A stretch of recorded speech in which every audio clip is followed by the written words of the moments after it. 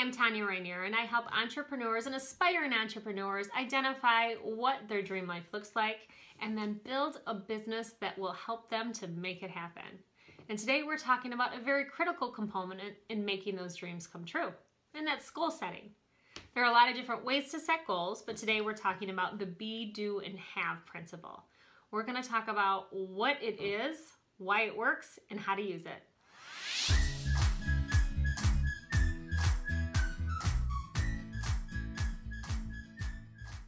When I first started to go deep in goal setting, I came across this principle. It's not new.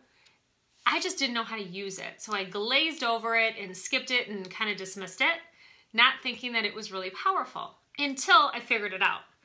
First of all, I was doing it wrong, and that's why it wasn't working for me. And second of all, I just didn't give it the time and the attention that I probably should have. So if you've heard of the SMART goal principle, that is really identifying what your goal is and making sure that you can measure the progress, it's achievable, that it's real for you. So it's more about the what, where be, do, and have goals are more about the how. That's what their focus is.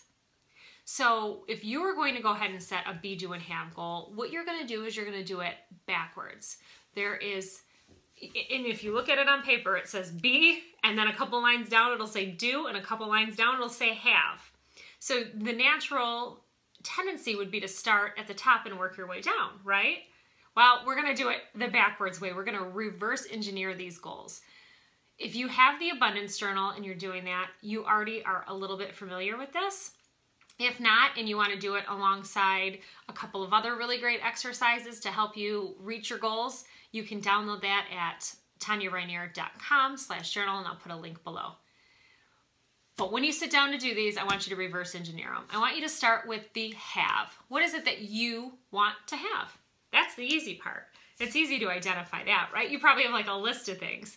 So after you know what you want to have, I want you to identify what is it that you need to do to have that goal.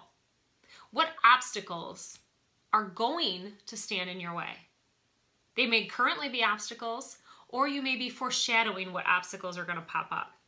Usually, these things are driven by fear and insecurity. When you really start to think and visualize yourself having that goal or achieving that goal, and you imagine your journey from where you are now to what it's going to take you to get there, you start to like get a little nervous, right? Oh my gosh, it's overwhelming. There's all these things.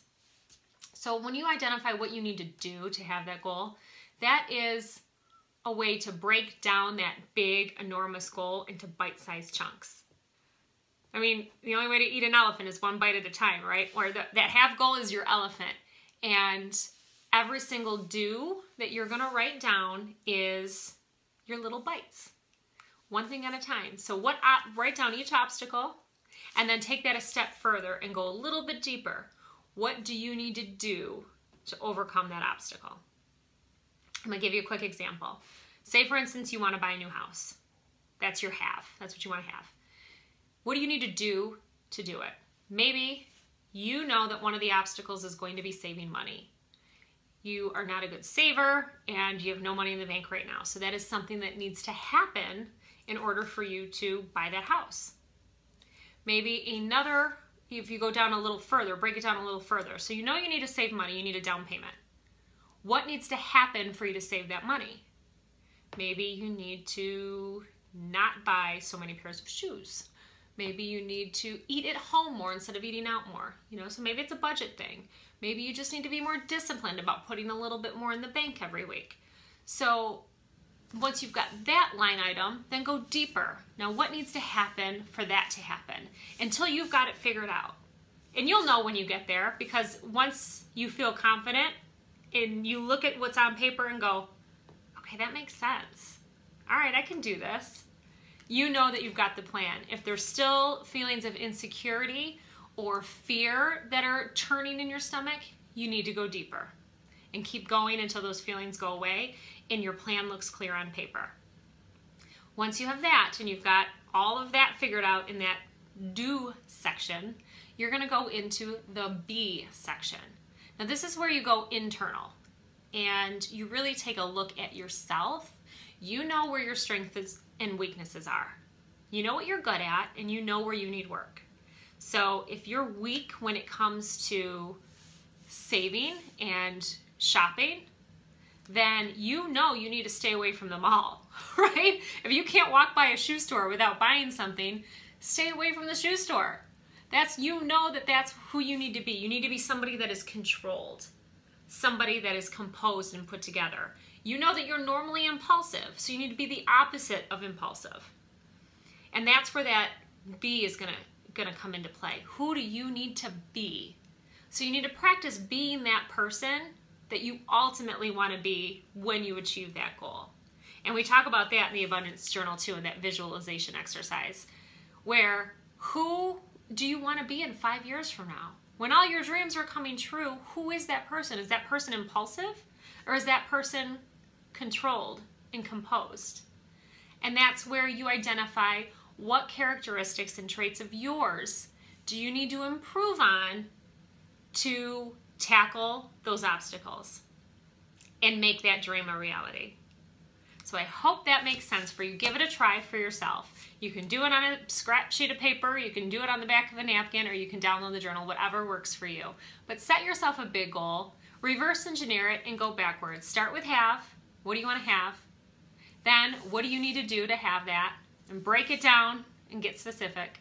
And then who do you need to become in order to do those things that will ultimately get you to where you want to go? Let me know your thoughts. Is this a principle that you've used before? If so, how did it work for you? I'd love to hear your thoughts. If this is a completely new principle for you and a new idea, do you like it? Does it sound like it's something that you would want to give a go? Let me know that too. If you found this valuable, please share it with a friend, somebody else that you think can use it. And leave me a comment, reach out to me, or ask me a question.